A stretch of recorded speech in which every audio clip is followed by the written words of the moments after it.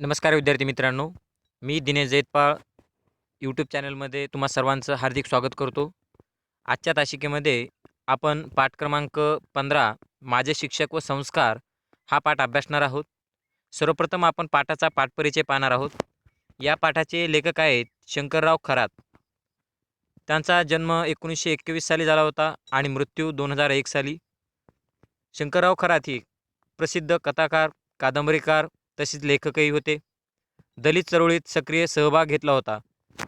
तडीपार, सांगावा, आडगावचे पाणी इत्यादी कथासंग्रह त्यांनी लिहिले. त्याचबरोबर झोपडपट्टी, फुटपाथ नंबर 1, माझं नाव इत्यादी कादंबऱ्यासुद्धा त्यांच्या खूप प्रसिद्ध आहेत. तराळ अंतराळ हे आत्मचरित्र प्रसिद्ध आहे. हा जो पाठ आहे या पाठामध्ये शालेय वयात शिक्षकांकडून केल्या जाणाऱ्या संस्कारांचे महत्त्व प्रस्तुत पाठातून लेखकांनी व्यक्त केले आहे. तर पहा, प्रत्येकाच्या आयुष्यामध्ये शिक्षकाला खूप महत्त्व आहे. आई वडील यांच्यानंतर संस्कार देणारे सर्वात महत्त्वाचे कोण आहे? तो गुरु. गुरुर् ब्रह्मा गुरुर् विष्णू गुरुर् देवो महेश्वरा गुरु साक्षात परब्रह्म तस्मै श्री गुरुवे नमः. तर पहा, मग प्रत्येकाच्या आयुष्यामध्ये शिक्षकांना खूप महत्त्व आहे. कारण शिक्षकांमुळेच आपल्या आयुष्याला योग्य वळण मिळतं. त्याचबरोबर आपण आयुष्यामध्ये यशस्वी होऊ शकतो. म्हणजे शिक्षक आपल्यावरती संस्कार करत असतात. मग आजही आपल्यालासुद्धा आपले लहानपणीचे जे काही शिक्षक आहेत, ते शिक्षक आजसुद्धा आठवतात. पहिली दुसरीला उदाहरणार्थ लहानपणी ज्या ज्या शिक्षकांनी शिकवलं आहे, ती शिक्षकं, त्या मॅडम आजसुद्धा आपल्या डोळ्यासमोर येतात. त्यांच्या आठवणी आजही आपल्या डोळ्यासमोर ताज्या होतात. तर पहा, मग त्या शिक्षकांनी आपल्याला काही शिकवून दिलेले असते. त्याचबरोबर काही संस्कार आपल्यावरती केलेले असतात.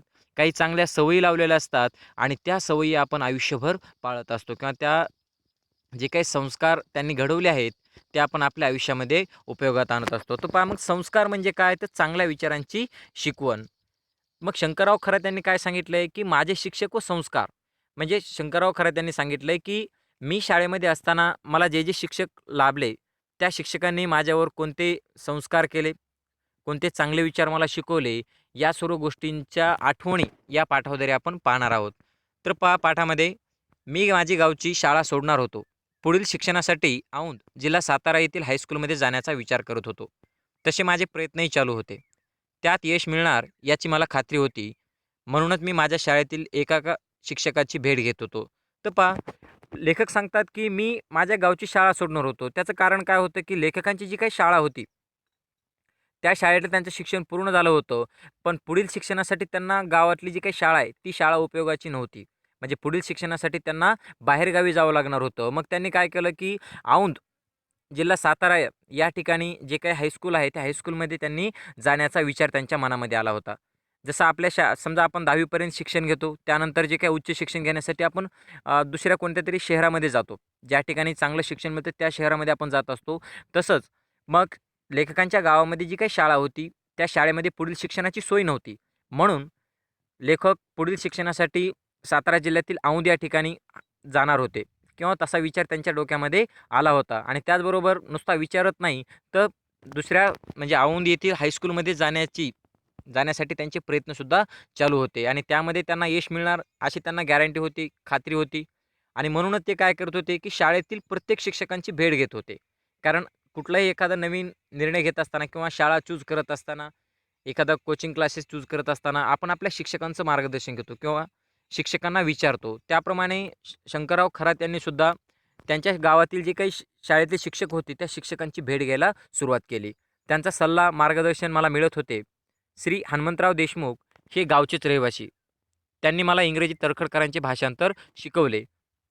मग लेखकांनी सांगितलं, की मी एकेका शिक्षकाची भेट घेत होतो. का भेट घेत होते लेखक? कारण त्यांचा सल्ला, त्यांचा ॲडवाईस आणि त्यांचं जे काही गाईडन्स, मार्गदर्शन आहे, ते वेळोवेळी त्यांना आजपर्यंत मिळालं होतं आणि यापुढेही मिळावं यासाठी ते प्रत्येक शिक्षकाची भेट घेत होते. आणि त्यामध्ये त्यांनी सांगितलं, की हनुमंतराव देशमुख हे जे शिक्षक होते, ते त्यांच्या गावचेच रहिवासी होते. म्हणजे गावातीलच शिक्षक होते, ते गावामध्येच राहत होते आणि त्यांनी इंग्रजी तडखरकरांचे जे काही भाषांतर आहे, ते भाषांतर त्यांना शिकवलं होतं. आता तडखरकरांचे भाषांतर म्हणजे काय, की पूर्वीचे जे काही तडखरकर आहेत, या लेखकांचं इंग्रजी व्याकरणाचं पुस्तक आहे. त्याचं ट्रान्सलेशन, त्याचं भाषांतर हनुमंतराव देशमुख सरांनी शिकवलं होतं. त्याचबरोबर ते स्काउट मास्तरही होते. त्यांनी शाळेचे स्काउट पथक पक्क्या पायावर उभे केले होते. पहा, मग त्यांनी आणखी हनुमंतराव देशमुख यांच्याबद्दल आणखी काय माहिती सांगितली की ते स्काउट मास्तर होते. आता स्काउट मास्तर तुम्ही पाहिलं असेल की शारीरिक शिक्षण देण्याचा जो काही एक उपक्रम आहे त्याला काय म्हणतात, स्काउट. मग हनुमंतराव देशमुख हे स्काउट मास्टरसुद्धा होते आणि त्याचबरोबर जे काही शाळेचं स्काउट पथक आहे ते त्यांनी पक्क्या पायावर उभं केलं होतं. म्हणजे पक्क्या पायावर उभे करणे हा वाक्प्रचार आहे. त्याचा अर्थ होतो की एखादे कार्य भक्कम पायावर निर्माण करणे. To build a strong foundation. म्हणजे एक स्काउट पथक जे आहे त्याचं फाउंडेशन बनवण्याचं काम कोणी केलं होतं? हनुमंतराव देशमुख सरांनी. त्याचबरोबर दुसरे एक शिक्षक आहेत श्री कात्रे सरांनी मला 4थीच्या वर्गात गणित शिकवले. अंकगणितासारखा अवघड विषय त्यांनी सोपा करून शिकवला. आमचे कात्रे मास्तर अंगाने सडपातळ दम्याच्या विकाराने त्यांना कधी कधी त्रास व्हायचा. कात्रे मास्तरांच्या घरी माझे वडील लाकडं फोडायला जायचे. तर पहा, आता लेखक प्रत्येक शिक्षकांबद्दलची थोडक्यात माहिती सांगत आहेत. सुरुवातीला आपण पाहिलं हनुमंतराव देशमुख हे स्काउट मास्तर होते. त्यांनी शाळेचं स्काउट पथक जे आहे ते पक्क्या पायावर उभं केलं होतं. आता दुसरे जे शिक्षक आहेत ते कात्रे मास्तर. मग लेखक 4थीमध्ये असताना कात्रे मास्तरांनी म्हणजेच कात्रे सरांनी त्यांना काय गणित हा विषय शिकवला. आणि आजही आपण पाहतो की बऱ्याच जणांना गणित हा विषय खूप अवघड वाटतो. मग गणित हा अवघड विषय शंकरराव खरात यांना सुद्धा कात्रे सरांनी अगदी सोपा करून शिकवला होता. आणि मग त्यांनी सांगितलं की सरांबद्दलची एक आठवण की कात्रे सर जे होते ते कसे होते, अंगाने एकदम सडपातळ आणि त्याचबरोबर त्यांना आजार होता, दम्याचा आजार होता. दम्याच्या विकाराने त्यांना कधी-कधी त्रास व्हायचा. दमा म्हणजे काय की जो काही एक रोग आहे, श्वास लागण्याला त्रास होतो श्वास घेण्यासाठी. त्याचबरोबर त्याला अस्थमासुद्धा म्हणतात. तर पहा, मग दम्याच्या विकाराने, दम्याच्या आजाराने त्यांना कधी-कधी त्रास व्हायचा. त्याचबरोबर आणखी एक आठवण सांगितली की कात्रे मास्तरांच्या घरी माझे वडील काय करायचे, लाकडं फोडायला जायचे. म्हणजे शंकरराव खरात यांचे वडील कात्रे सरांकडे काय करायचे काम, लाकडे फोडण्याचं काम ते करत असत. त्यानंतर आहेत पहा दुसऱ्या पॅराग्राफमध्ये, श्री गोळवडेकर मास्तर मला मराठी 5वीत होते. ते इतिहास भूगोल शिकवायचे. त्यात इंग्रजी पहिलीत तर्खडकरांचे पहिले भाषांतर शिकवायचे. पहा, मग श्री गोळवडेकर मास्तर हे काय होते, लेखकांना 5वीमध्ये शिकवायला होते. ते इतिहास भूगोल हा विषय शिकवायचे. त्याचबरोबर त्यांनी पहिलीमध्ये इंग्रजीमधलं जे काही तर्खडकरांचं भाषांतर आहे ते भाषांतरसुद्धा त्यांना शिकवलं होतं. त्याचबरोबर ते भाषांतर शिकवायचे. आणि मग आणखी एक विशेष माहिती, खास वैशिष्ट्य गोळवडेकर सरांचं, ते म्हणजे काय की श्री गोळवडेकर खरे शेतीतज्ञ शिक्षक. शाळेच्या बागा करण्यातच त्यांचं अर्ध लक्ष असे. त्यात त्यांचा व माझा जवळचा परिचय आला. त्याचं कारण शाळेच्या बागा आमच्यासारख्याच मुलांच्या जीवावरच तर उभ्या होत. पहा, लेखकाने आणखी सांगितले गोळवडेकर सरांबद्दल की गोळवडेकर सर जे होते ते शेतीतज्ञ शिक्षक होते. म्हणजे त्यांना शेतीची आवड होती. शेतीतली जे काही पिकं आहेत त्या पिकांसंदर्भात त्यांना भरपूर ज्ञान होतं. त्याचबरोबर बागा करण्याचा त्यांना छंद होता. बागेमध्ये जे काही झाडं आहेत, फुलझाडं असतील, फळझाडं असतील, ती जोपासण्याचा सुद्धा त्यांना छंद होता. म्हणजे अशा प्रकारे त्यांना शेतीचा छंद होता. म्हणून त्यांना शेतीतज्ञ शिक्षक असं म्हटलंय. मग शाळेच्या बागा करण्यातच त्यांचं अर्ध लक्ष असे. म्हणजे काय की आजही आपण पाहतो आपल्या शाळेमध्ये जी काही झाडं लावलेली असतात, फुलांची असतील किंवा वेगवेगळी झाडं असतात, त्या झाडांचं संगोपन करावं लागतं किंवा संगोपन करण्यासाठी काही माणसं आपण नेमलेली असतात. पण गोळवडेकर सर जे होते ते स्वतः काय करायचे, त्या झाडांवर लक्ष ठेवायचे. त्याचबरोबर शाळेच्या ज्या काही बागा आहेत त्या बागा ते स्वतः करत असत आणि त्या बागांवर ते लक्ष देत असत. म्हणून त्यांनी सांगितलंय की शिक्षणाबरोबरच त्यांचं अर्ध जे लक्ष होतं ते कशावर होतं, त्यांचं शाळेच्या बागा करण्यावर.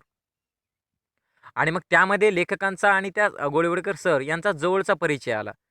त्याचं कारण काय होतं की शाळेच्या ज्या बागा होत्या त्या बागा आमच्यासारख्या मुलांच्या जीवावरच तर उभ्या होत.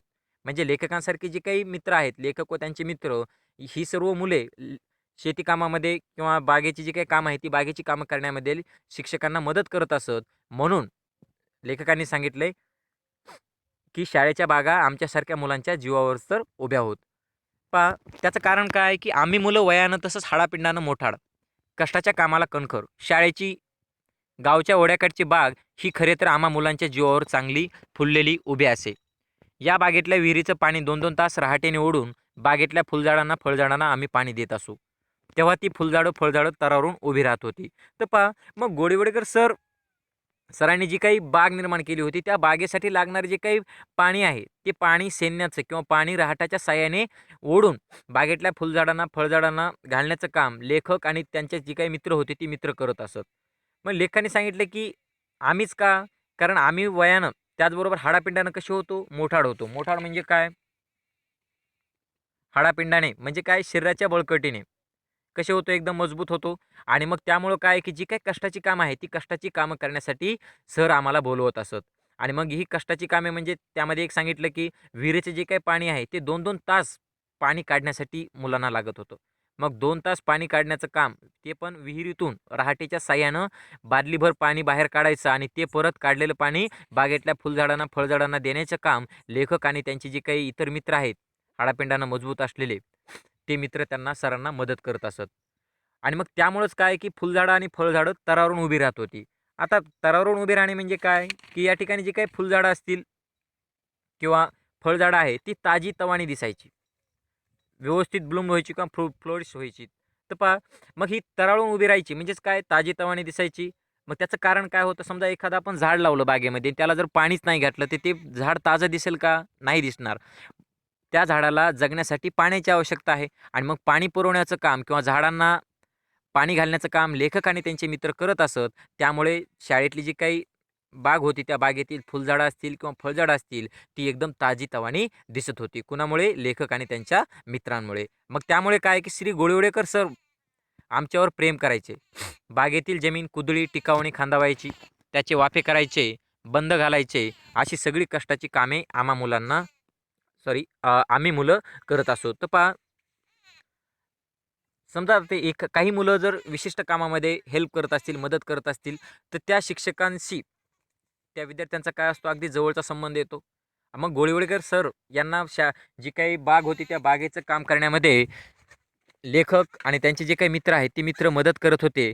म्हणून त्यांचा शिक्षकांशी अगदी जवळचा संबंध येत होता. त्यामुळे गोळीवडेकर सर काय करायचे, त्यांच्यावर खूप प्रेम करायचे.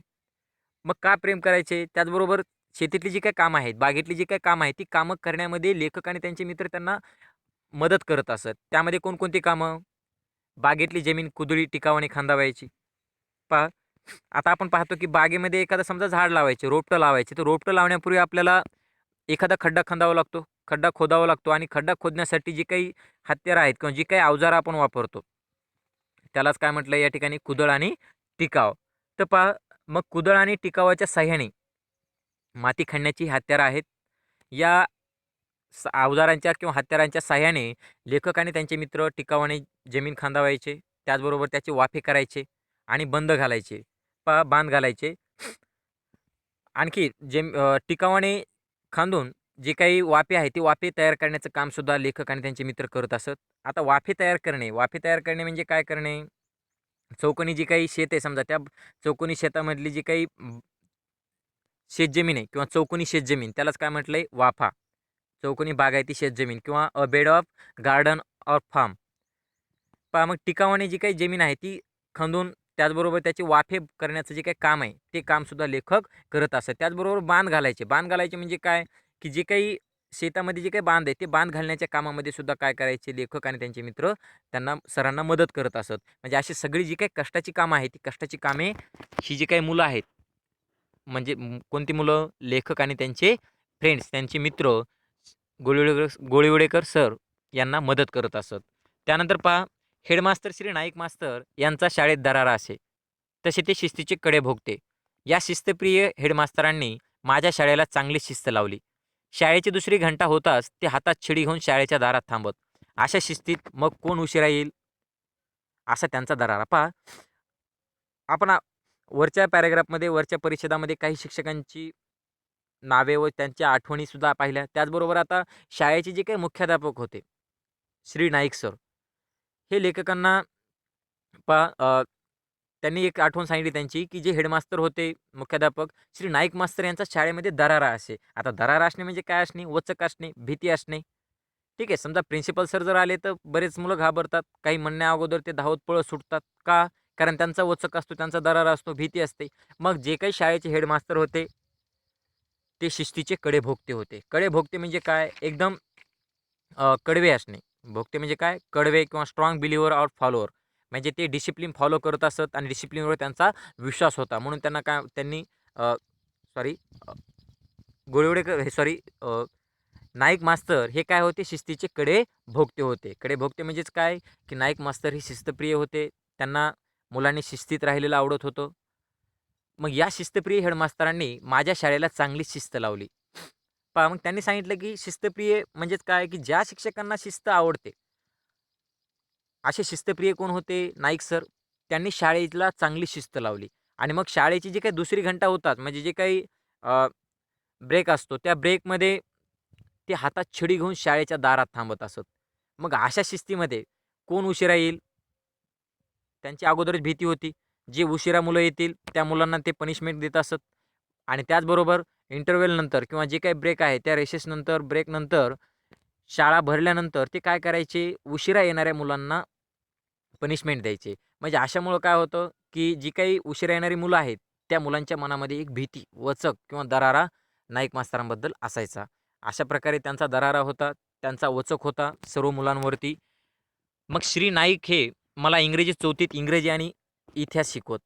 त्यात इंग्रजीचे रेन मार्टिनचे ग्रामर ते आवडीने शिकवत. ते सदानकदा विद्यार्थ्यांना समुपदेशन करत.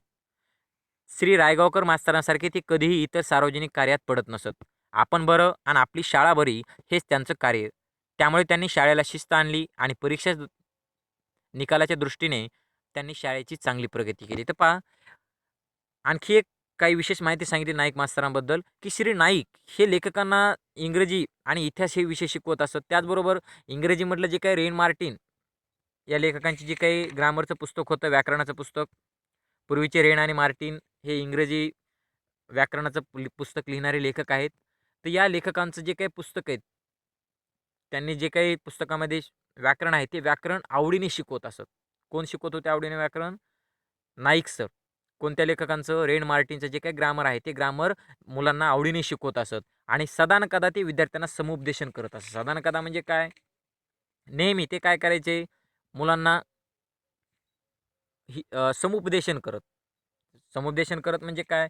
की मुलांना योग्य वळण लावायचे, त्याचबरोबर योग्य सल्ला द्यायचे.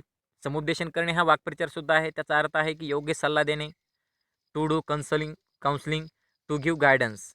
पहा मग जेव्हा ते शाळेतील तासिकेमध्ये येतील, तासिकेमध्ये आल्यानंतर शिकवत असताना ते मुलांना व्यावहारिक ज्ञान द्यायचे. त्याचबरोबर योग्य सल्ला द्यायचे आणि समुपदेशन करायचे. आणि मग श्री रायगावकर मास्तरांसारखे ते कधीही इतर सार्वजनिक कार्यात पडत नसत. म्हणजे काय की रायगावकर सर जे होते ते सार्वजनिक कार्यामध्ये पडत असत.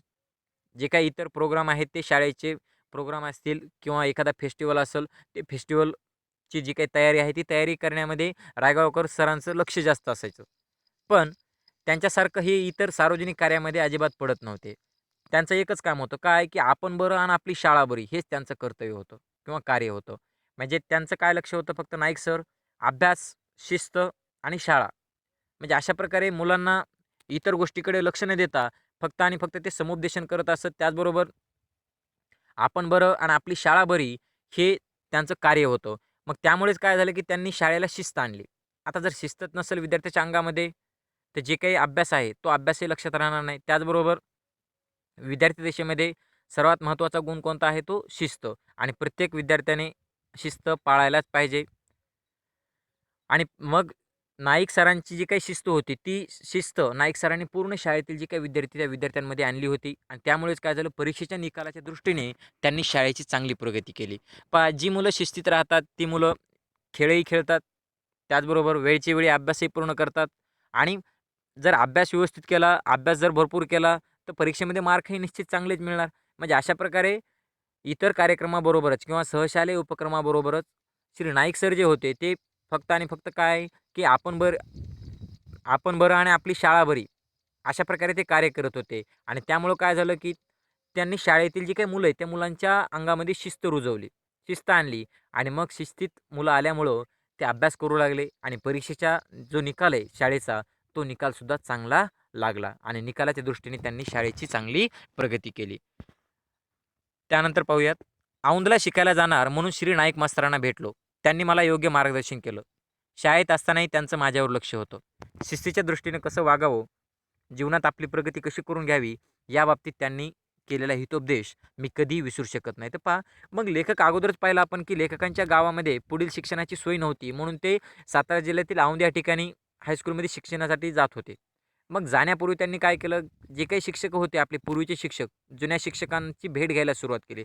त्यांचा सल्ला, त्यांचं मार्गदर्शन घ्यायला सुरुवात केली. मग औंधला शिकायला जाणार म्हणून त्यांनी काय केलं, इतर शिक्षकांबरोबर ते नाईक मास्तरांना सुद्धा भेटले आणि मग नाईक सरांनी सुद्धा शंकरराव खरात यांना योग्य मार्गदर्शन केलं. आणि ते सांगतात की शाळेत असताना सुद्धा त्यांनी माझ्यावर खास लक्ष दिलं होतं. त्यांचं माझ्यावर खास लक्ष होतं आणि शिस्तीच्या दृष्टीने कसं वागावं आणि जीवनात आपली प्रगती कशी करून घ्यावी, या बाबतीत त्यांनी काय केला होता, हितोपदेश दिला होता. हितोपदेश म्हणजे काय? हित प्लस उपदेश म्हणजेच कल्याणकारी शिकवण. तर पहा, म्हणजे अशा प्रकारे ज्या शिकवणीमधून आपलं कल्याण होईल, आपलं आयुष्य सुखद होईल किंवा आपण आयुष्यामध्ये यशस्वी होऊ, अशा प्रकारची जी काही शिकवण आहे, ती शिकवण देण्याचं काम कोणी केलं होतं? नाईक सरांनी.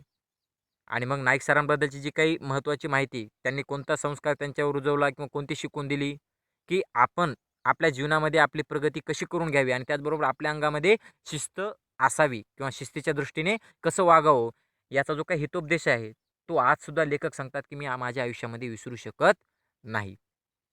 त्यानंतर पहा, श्री रायगावकर देशपांडे या शिक्षकांनी तर मला संस्कारदृष्ट्या फारच उपकृत करून ठेवले आहे. कसे ते 1-2 प्रसंग येथे उद्धृत करून स्पष्ट करतो. तर पहा, श्री रायगावकर सर आणि देशपांडे सर या शिक्षकांनी सुद्धा लेखकांना संस्कारदृष्ट्या उपकृत करून ठेवले. म्हणजे काय, की खूप त्यांनी संस्कार केलेले आहेत आणि ते संस्कारांमुळे लेखक सांगतात, की त्यांचे जे काही उपकार आहेत, ते उपकार मी आयुष्यामध्ये कधीही फेडू शकत नाही. म्हणून त्यांनी म्हटलंय, की मला त्यांनी उपकृत करून ठेवले आहे. आणि मग त्याचे जे काही उदाहरण आहे, ते उदाहरणंसुद्धा आपण पाहणार आहोत. कुस्तीसारख्या खेळातसुद्धा जातपात मानली जात असे. आमच्या गावातही आम्हा मुलांसाठी वेगळी तालीम होती. लहानपणी मी बऱ्यापैकी कुस्त्या करत असे. हंगामात कुस्त्या करून मी कधी खोबरे तर कधी नारळ तर कधी एखाद्या रुपयापर्यंत इनामे मिळवली आहेत. एक पटकासुद्धा एकदा मिळाल्याचे आठवते. पहा, मग रायगावकर सर आणि त्याचबरोबर देशपांडे सर यांनी सुद्धा त्यांच्या आयुष्यामध्ये शंकरराव खरात लेखकांच्या आयुष्यामध्ये बरेचसे संस्कार केलेले आहेत आणि संस्कारदृष्ट्या आजही ते उपकृत आहेत. मग त्यांनी 1-2 प्रसंग या ठिकाणी सांगितलेले आहेत. उद्धृत करून सांगणे म्हणजे काय करणे? हा सुद्धा एक वाक्प्रचार आहे. उद्धृत करणे म्हणजे सांगणे किंवा बोलणे. तर मग 2 जे काही उदाहरणे आहेत ते या ठिकाणी आपण पाहणार आहोत, की कुस्तीसारखा जो काही खेळ आहे. आता जुन्या काळामध्ये कुस्तीचा खेळ खेळला जायचा, कुस्तीच्या स्पर्धा व्हायच्या, कुस्तीचे आखाडे असायचे. मग कुस्तीसारखा जो काही खेळ आहे, त्या खेळामध्ये सुद्धा त्या काळामध्ये जात मानले जात असे. मग त्यांनी सांगितलं, की आमच्या गावातही आम्हा मुलांसाठी वेगळी तालीम होती. आम्ही ज्या ठिकाणी कुस्ती खेळत होतो किंवा कुस्ती शिकवण्यासाठी जी काही तालीम आहे, ती तालीम आम्हाला मुलांसाठी वेगळी होती, दलित समाजाच्या. पहा, मग त्यांनी सांगितलं, की लहानपणी मी बऱ्यापैकी कुस्त्या करत असे. मला कुस्त्यांची आवड होती, कुस्त्यांचा छंद होता. मी कुस्ती चांगल्या प्रकारे खेळत होतो आणि मग हंगामामध्ये म्हणजेच काय, समजा जत्रा असेल, जत्रेच्या निमित्ताने किंवा एखादा प्रोग्राम असेल, त्या प्रोग्रामच्या निमित्ताने कुस्तीच्या स्पर्धा आयोजित केल्या जात होत्या आणि त्या स्पर्धेमध्ये लेखकसुद्धा भाग घेत असत. मग या हंगामामध्ये लेखकांनी एक अनुभव सांगितला आहे, की कुस्त्या करून मी कधी खोबरे तर कधी नारळ तर कधी एखाद्या रुपयापर्यंत इनामे मिळवली आहेत. इनामे म्हणजे काय, की बक्षीस, पारितोषिके. त्याचबरोबर एक पटकासुद्धा एकदा मिळाल्याचे आठवते. तर पहा, मग लेखकांना अगोदरच कुस्त्यांचा छंद होता, कुस्ती खेळण्याची आवड होती आणि मग त्यांनी सांगितलंय, की कुस्त्याच्या ज्या काही स्पर्धा आहेत, त्या स्पर्धेमध्ये लहानपणी मी कधी खोबरे, कधी नारळ तर कधी एखाद्या रुपयापर्यंतचं इनाम, बक्षीस मिळवलं आहे. त्याचबरोबर सर्वात महत्त्वाचं बक्षीस माझ्या आजही लक्षात आहे. ते म्हणजे काय, की मला कुस्तीमध्ये विजय मिळाल्यानंतर एक पटकासुद्धा मिळाला आहे. ते सुद्धा मला आज आठवतं. असाच बाहेरगावी मी कुस्त्यांचा फड पाहायला गेलो होतो. तिथे एका थोराड मुलाला याला जोड, याला जोड म्हणून फडात फिरवत होतो. 2 राऊंड मारूनही त्याला कुणी जोड उभा राहिला नाही. तेव्हा आमच्यातला एक म्हणाला, "शंकर्या, उठतोस का? धरतोस का कुस्ती त्या गाड्याबरोबर?" मी हा हा म्हणत मैदानात गेलो आणि लढत काढण्याची तयारी दर्शवली. पण मला कुणीतरी ओळखले आणि हटकले. तर पहा, मग लेखकाने या ठिकाणी सांगितलं, की जातपेत त्यांच्या काळामध्ये सुद्धा अस्पृश्यता मानली जात होती. आज आपण पाहतो, की कुठल्याही खेळामध्ये वेगवेगळ्या धर्माची, वेगवेगळ्या जातींची मुलं आपण एकाच संघामध्ये असतो. आज आपण जातपात पाळत नाहीत. पण त्यांचा जो काही काळ होता लेखकांच्या बालपणी, ते सांगतात, की कुस्तीसारख्या खेळामध्ये सुद्धा जातपात मानली जात होती. अस्पृश्यता पाळली जात होती किंवा अस्पृश्य जी काही मुलं आहेत, त्या मुलांची हेटाळणी केली जात होती. त्याचं एक उदाहरण सांगितलंय, की गावात कुस्त्यांचा जो काही फड आहे, तो फड पाहायला गेलो होतो. ज्या ठिकाणी कुस्तीच्या स्पर्धा होत्या, त्या स्पर्धेमध्ये मी पाहण्यासाठी गेलो होतो. म्हणजे लेखक पाहण्यासाठी गेले होते.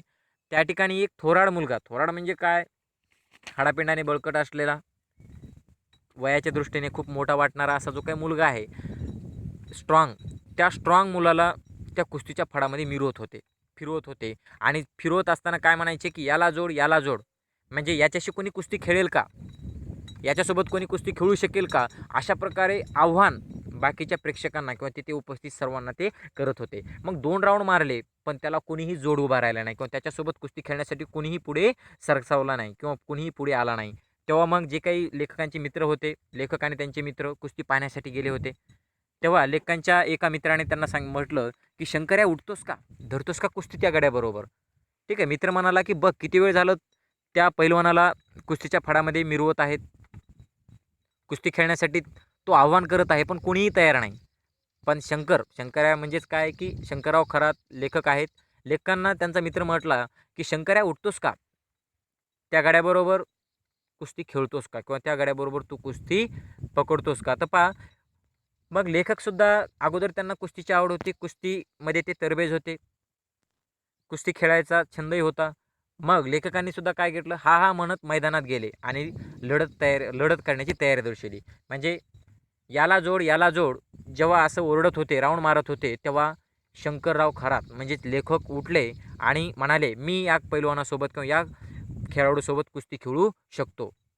किंवा कुस्ती खेळण्यासाठी जी काही तयारी आहे, कुस्ती खेळण्यासाठी ती तयारी लेखकांनी दर्शवली म्हणजे काय, दाखवली. पण लेखकांना कुणीतरी ओळखलं आणि लगेच हटकलं. हटकलं म्हणजे काय, की लगेच त्यांना ओळखलं, की हा कुठल्या जातीचा आहे किंवा अस्पृश्य समाजातला आहे आणि मग त्यांना हटकलं. म्हणजे कुणीतरी त्यांना कुस्ती खेळण्यापासून रोखलं, कोणीतरी कुस्ती खेळण्यापासून त्यांना थांबवलं. हा एक त्यांच्या आयुष्यातला जो काही अनुभव आहे, कटू अनुभव, तो त्यांनी या ठिकाणी व्यक्त केला आहे. मग मी हिरमुसला होऊन माघारी गेलो. हा प्रसंग माझ्या मनाला लागला. हे ओळखून रायगावकरांनी माझी समजूत घातली. म्हणाले, "अरे, समाज अजून निद्रिस्त आहे. खेळात मैदानात जात न पाहता कौशल्य पाहावे, हे अजून त्याला नीट समजले नाही. पण एक दिवस असा येईल, की सारे नष्ट होईल. तुम्हालाही खेळात स्पर्धेत मानाने बोलावले जाईल." पहा, मग हा जो काही घडलेला प्रसंग आहे, तो प्रसंग लेखकांनी आपल्या शिक्षकांना सांगितला आणि मग जे काही रायगावकर सर होते, या रायगावकर सरांनी लेखकांची समजूत घातली. कारण लेखक खूप हिरमुसले होते. लेखक नाराज झाले होते, निराश झाले होते, हताश झाले होते. त्याचं कारण काय होतं, की कुस्ती खेळण्यासाठी ते तयार होते, पण कुणीतरी त्यांना हटकलं. मग हा प्रसंग रायगावकर सरांना सांगितल्यानंतर रायगावकर सरांनी लेखकांची समजूत घातली आणि म्हणाले, की "अरे, समाज अजून निद्रिस्त आहे. समाज झोपेतच आहे. समाज जागा झाला नाही. आजही जातपात पाळतो, जातीभेद पाळतो आणि खेळात आणि मैदानात जात न पाहता खेळाडूचे कौशल्य पाहावे, हे अजून समाजाला नीट समजले नाही. पण एक दिवस असा येईल, की सारे नष्ट होईल आणि तुम्हाला सुद्धा खेळामध्ये किंवा एखाद्या स्पर्धेमध्ये मानाने बोलावले जाईल." पहा, अशा प्रकारे लेखकांच्या शिक्षकांनी तेव्हा लेखकांची समजूत घातली आणि त्यांनी सांगितलं, की आज समाज झोपेमध्ये आहे. आज समाजामध्ये जातीभेद पाळला जातो. पण एक दिवस असा येईल, की जी अस्पृश्य समाजातील मुलं आहेत, जी अस्पृश्य समाजातील खेळाडू आहेत, या खेळाडूंना पुढे भविष्यामध्ये मानाचे स्थान मिळेल किंवा मानाने बोलावले जाईल. अशा प्रकारे धीर सोडू नकोस, हताश होऊ नकोस, अशा प्रकारे लेखकांची समजूत रायगावकर सरांनी घातली होती. मग दुसरा एक प्रसंग या ठिकाणी त्यांनी सांगितला आहे, की शिमग्याच्या धुळवडीला आमच्या वस्तीतील प्रौढ वर्गात तमाशाचा फड उभा राहिला. त्या दिवशी प्रौढ साक्षरतेचा वर्ग बंद होता. पण रायगावकर मास्तरांना याची कल्पना नसल्याने ते नेहमीप्रमाणे वर्गाला भेट द्यायला आले. प्रौढ वर्गाच्या कंदिलाच्या प्रकाशात तमाशा चालला होता. ते पाहून रायगावकर चटकन परत फिरले. त्यांना पाहताच मी त्यांना आडवा गेलो. माझी मान खाली झाली होती. ते पाहून मास्तर म्हणाले, "अरे, आज धुलीवंदन, हे चालायचेच."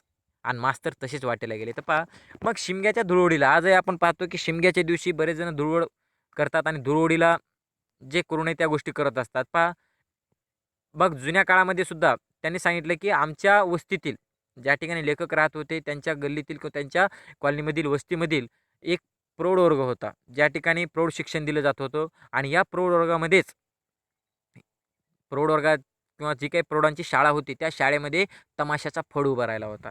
जी काही लोककला आहे, पहा, या तमाशाचा फड त्या ठिकाणी सुरू होता. तमाशा सुरू होता आणि मग मग काय झालं होतं, की प्रौढ साक्षरतेचा वर्ग बंद होता. जे काही प्रौढ साक्षरतेचा वर्ग घेतला जात होता, तो नेमका त्या दिवशी बंद होता आणि रायगावकर मास्तरांना याची कल्पना नव्हती. आणि मग काय झाले, की ते नेहमीप्रमाणे प्रौढ साक्षरता वर्गाला कधी-कधी भेट द्यायचे. अधूनमधून त्या ठिकाणी जाऊन प्रगती पाहायचे मुलांची. प्रौढांची प्रगती कितपत झाली हे सुद्धा पाहायचे. पण त्या दिवशी साक्षरता वर्ग बंद होता. याची कल्पना रायगावकर सरांना नसल्यामुळे ते नेहमीप्रमाणे काय झाले, प्रौढ साक्षरता वर्गाला भेट देण्यासाठी आले. पण प्रौढ वर्गाच्या कंदिलाच्या प्रकाशात तमाशा चालला होता. त्या ठिकाणी कंदिलाच्या प्रकाशात तमाशा ही जी काही लोककला आहे किंवा तमाशा त्या ठिकाणी चालू होता आणि ते पाहून रायगावकर सर त्या ठिकाणी थांबले नाही. चटकन परत फिरले. चटकन म्हणजे काय एकदम लवकर ताबडतोब त्या ठिकाणाहून परत माघारी फिरले आणि मग त्यांना पाहताच मी त्यांना आडवा गेलो आणि लेखकांना कोण दिसले त्या ठिकाणी? रायगावकर सर आलेले दिसले आणि मग रायगावकर सरांची भीतीपोटी रायगावकर सरांच्या भीतीपोटी किंवा आदरापोटी लेखक त्यांना पाहून लगेच काय झाले, त्यांना आडवा गेले. म्हणजे त्या ठिकाणून त्यांनी धूम ठोकली, पळून गेले. त्यानंतर माझी मान खाली झाली होती. ते पाहून मास्तर म्हणाले, "पहा." आणि समोरून जात असताना समजा तमाशाचा फड सुरू आहे आणि त्या ठिकाणी एखादा विद्यार्थी जर आढळला आणि जर शिक्षकांना तो दिसला, तर त्या विद्यार्थ्याची अवस्था काय होईल ते तुम्ही ओळखू शकाल किंवा ओळखू शकता. तर पहा, मग लेखकांनी खाली मान घातली आणि खाली मान घालून खाली मान घालून ते पाहून त्यांनी जेव्हा खाली मान घातली ते पाहून मास्तर म्हणाले, की "अरे, आज धुलीवंदन हेच चालायचेच." आणि मास्तर तसेच वाटायला गेले. पहा, मग लेखकांनी जेव्हा खाली मान घातली, तेव्हा पाहिल्यानंतर शिक्षकांच्या लक्षात आलं, की त्याने जे काही कृत्य केले, त्या कृत्याचा पश्चाताप त्याला होत आहे आणि त्यामुळे त्यांनी खाली मान घातली आहे आणि ते पाहिल्यानंतर रायगावकर सरांनी समजूत घातली लेखकांची. म्हणाले, की "अरे, आज धुलीवंदन आहे आणि धुलीवंदनच्या दिवशी हे चालायचंच." असे म्हटले आणि ते त्यांच्या वाटेला गेले. मग मास्तर मला दुसऱ्या दिवशी बोलले, "शंकर, तू हे ध्यानात ठेव. जिथं प्रौढ साक्षरतेचा वर्ग चालतो, तुम्ही अभ्यास करता त्या विद्येच्या मंदिरात तमाशा कसा उभा." सरांनी मला केलेला हा उपदेश मी कधीच विसरू शकत नव्हतो. पहा, मग लेखकांनी दुसऱ्या दिवशी त्या दिवशीच काय बोलले का? त्या ठिकाणी सर्वांसमोर लेखकांना काहीही बोलले नाहीत. मग त्यांनी काय केलं, की दुसऱ्या दिवशी जेव्हा तो शाळेमध्ये आला, तेव्हा रायगावकर सर बोलले, की "शंकर, एक गोष्ट आयुष्यामध्ये लक्षात ठेव, की ज्या ठिकाणी प्रौढ साक्षरतेचा वर्ग चालतो, ज्या ठिकाणी मुलांना विद्यादानाचं काम केलं जातं किंवा ज्ञानाचं काम ज्ञान देण्याचं काम केलं जातं आणि त्या ठिकाणी त्या विद्येच्या मंदिरामध्ये तमाशा कसा उभा असा प्रश्न लेखकांना विचारला. कोणी विचारला? रायगावकर सरांनी. आणि अशा प्रकारे पहा की सरांनी जे काही केलेला उपदेश होता, जी शिकवण त्यांनी दिली होती, लेखक सांगतात की मी आजसुद्धा कधीच विसरू शकत नाही. अशा प्रकारे आज आपण या पाठामध्ये पाहिलं की शंकरराव खरात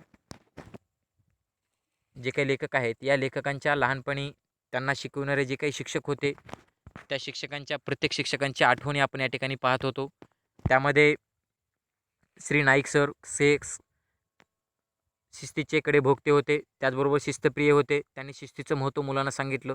हनुमंतराव देशमुख हे काय होते, की स्काउट मास्तर होते. त्यांनी शाळेचे स्काउट पथक पक्क्या पायावर उभे केले होते. त्याचबरोबर गोळीवडकर सर हे काय होते, शेतीतज्ञ शिक्षक होते. लेखक आणि त्यांचे जे काही इतर मित्र आहेत, त्या मित्रांच्या मदतीने त्यांनी शाळेतील जी काही बाग आहे, ती बाग तयार केली होती. आणि त्याचबरोबर रायगावकर सर आणि देशपांडे सर यांनी सुद्धा त्यांना आयुष्यामध्ये मुलाचं मार्गदर्शन केलं. चांगले संस्कार त्यांच्यावरती रुजवले आणि जे काही समाजामध्ये जातभेद पाळला जात होता, त्या जातीभेदावरती सुद्धा त्यांनी टीका केली. त्याचबरोबर त्यांनी सांगितलं, की जे काही अस्पृश्य समाजातील लोक आहेत, यांना भविष्यामध्ये मानाचं स्थान मिळेल. त्यांना सुद्धा मानाने खेळामध्ये बोलवलं जाईल. अशा प्रकारे लेखकांची समजूत घातली. हा सुद्धा प्रसंग ते कधीही विसरू शकत नाहीत. आणि त्यानंतर शेवटचा जो काही प्रसंग आहे, की प्रौढ साक्षरता जो वर्ग होता, त्या वर्गामध्ये त्यांच्या लेखकांच्या वस्तीतील जे काही लोक आहेत, त्या लोकांनी तमाशाचा फड उभा केला होता आणि हे पाहिल्यानंतर त्यांनी सांगितलं, की विद्येच्या मंदिरामध्ये तमाशाचा फड उभा कसा. अशा प्रकारे जे काही लेखकांच्या शिक्षकांनी त्यांच्यावरती जे संस्कार केले, त्याचबरोबर जो काही हितोपदेश केला, याबद्दलची माहिती आपण माझे शिक्षक व संस्कार या पाठामध्ये पाहिली.